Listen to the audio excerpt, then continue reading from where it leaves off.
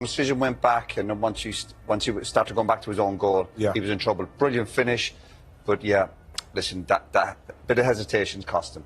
You've got your sleeves rolled up already. Ready to go. Roy, give me a heads up. Okay, let's start with the first one, which is the offside goal. Just talk us through the stages of why the Danish goal was ruled offside.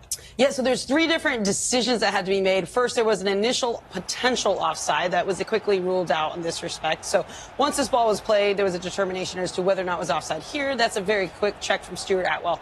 Now, when the ball comes back out and the ball is played, there's 2 determinations need to be made. One, was there a handling offense? And if the answer is no, then was there essentially an offside in this position? So the offside line is then readjusted at this point. So the determination is not handling offense. Now we have to determine. So Hoyland doesn't handle it. Correct. Yeah.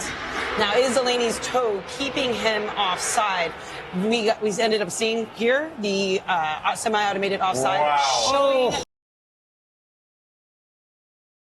once again another toe offside.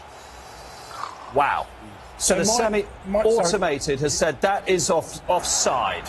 But my question is, we can't see ball contact at that point. So how do we know when exactly the ball contacts the last player to say that that's that marginally offside? Anyway. With the semi-automated offside technology. We're going to come back to it. So this is literally a minute later. It's the same player who just thinks he's put Denmark in front. There, Anderson is a judge handball through snickometer. And there's going to be those questions about, but this falls within the current interpretation and application within the IFAB, where if your body is outside the silhouette, creating a barrier and preventing that ball to come from, what Snickology had basically, or Snickometer has basically said is that contact right there is. But because his arm is outside right, prevents that ball from crossing by interacting with it. Therefore, it is a recommended decision for that to be a handling offense. I think some of the German fans are doing wheelies the other side of the Brandenburg Gate. I think that's what that noise is. OK, two points about that. You say it's outside the sort of natural silhouette of the body, but he's running across there to block the shot. He is sprinting. He's in a runner's motion. To some extent, is he not? To some extent, he is. And so where we're going to talk about is it justifiable within the context of this play? He's moving, his right arm is up, but as soon as the ball is struck, he starts to rotate and turn his body. If you take a look, his left hand is tight to within his body, what we say within the silhouette, but the right arm is still extended out. So take a look at the right arm. As soon as he begins to turn, his right arm stays a little bit there, and although the hand is out, it's going to be this next angle that's going to indicate and show that is a bit more of the decisive. This angle, right arm, right hand. Right, proximity, Christina. Look how close they are. Surely proximity is a mitigating factor for Anderson. It no longer is. Proximity is no longer a mitigating factor. It used to be, but when the current interpretations with handling, proximity has gone away. I'm sorry. Now, it's being started to be applied back in only when you are stepping in for a challenge and it deflects off your body. Proximity is starting to be added in, but proximity has been taken out over the past 3 years. I think it's brilliant the way you can explain it like that, but for me, for them to be looking for that as an handball is just never ever going to sit well with me. I'm sorry, that's just like, I don't know why they're going so deep into the science of that. I can't with the proximity, and I hear what you're saying. The law for me is just like, it's gone crazy. I'm always critical of defenders who come out right and they come out and defend, they put their hands behind their back. Because you always think your balance can't be right. But that's what you feel for defenders now. I agree. I know what's been said. I can't see that as a penalty. I just can't. The defenders. What else does every defender have to put their arms behind their back? Yeah. Then you're losing that balance in case. Yeah, but the player that might maybe players might dribble at you and you're off balance. But you just feel for defenders now. Yeah. That's not the game we grew up loving. These type of decisions. I think if that wasn't given in the penalty, I don't think everyone tonight or tomorrow morning would be going, well, you know, what a poor decision. Yeah. It's crazy. And you're obviously a Premier League manager. And it's slightly awkward because we've got English referees and English VARs and Michael Oliver making this decision. What's your reaction to that being a penalty? Well, that's the issue. Michael Oliver is not making this decision. Exactly. And that's been my issue all along. He went to the screen, but he could have said no penalty. But he saw the action. He deemed that it wasn't necessary to be a penalty. That's my problem. If I hear one more person saying that they're not re-refereeing a game, I will blow up. Seriously, because that's exactly what they do.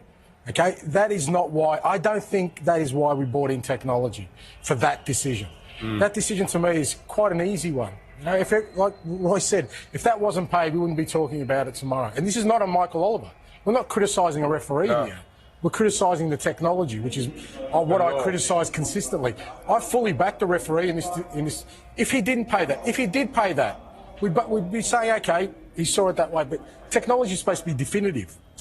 And I do want to clarify that point with, what Ange just said, is that this is a clinical clip that is put in front of all FIFA officials and those saying, we want this to be handling offense. So Michael Oliver cannot go to that monitor and say, I refuse to take that recommendation, because this has been issued by FIFA as what he needs to take for consistency across the world. So to your point, it needs to go back into IFAB. And the question is, what does football expect?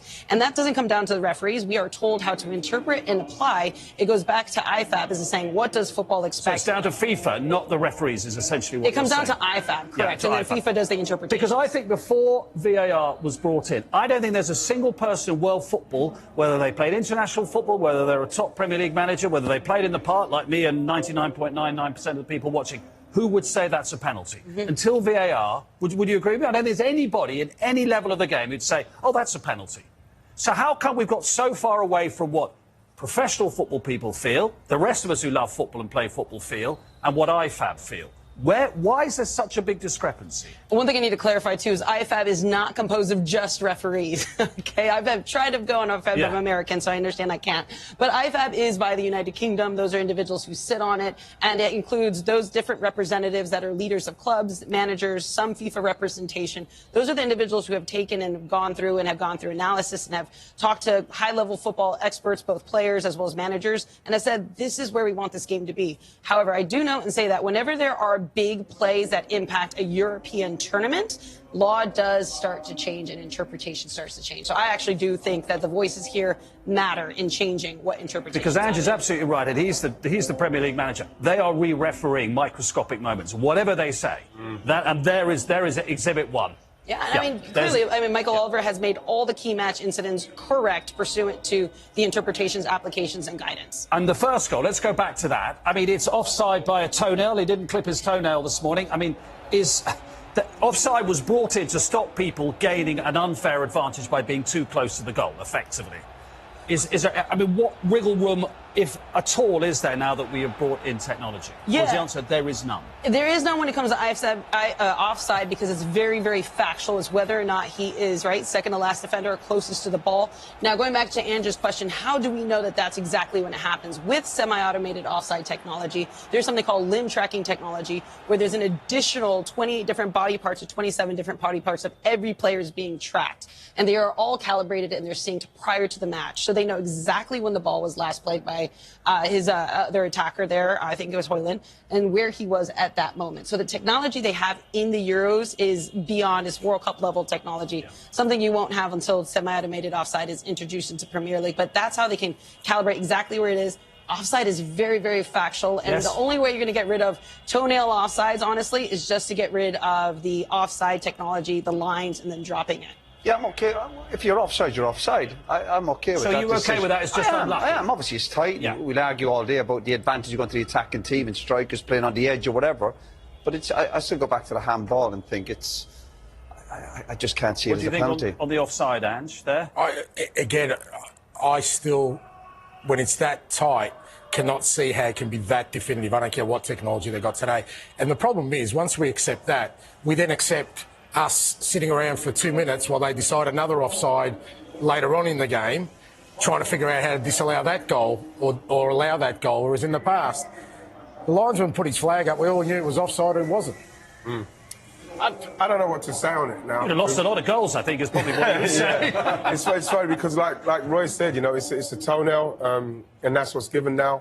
Yeah. What can you say now? We talk about cricket, but again, we don't. We look at Denmark tonight. We've no connection with Denmark, but you feel for it. It's almost the spirit of the game for the handball. It just seems so unfair for that decision to go against Denmark tonight. Absolutely. Christina, you explained it extremely well, and you defend it's not your corner, the corner very well. Thank you very much. Beautifully, Yeah, don't make the laws. I don't make the laws. You just break it down. You explain them beautifully, though. Don't ask my personal opinion. You might get Right. We'll buy you a drink afterwards and ask your personal opinion. Thank you very much indeed. OK, we're going to take a break, and when we come back, we'll look back.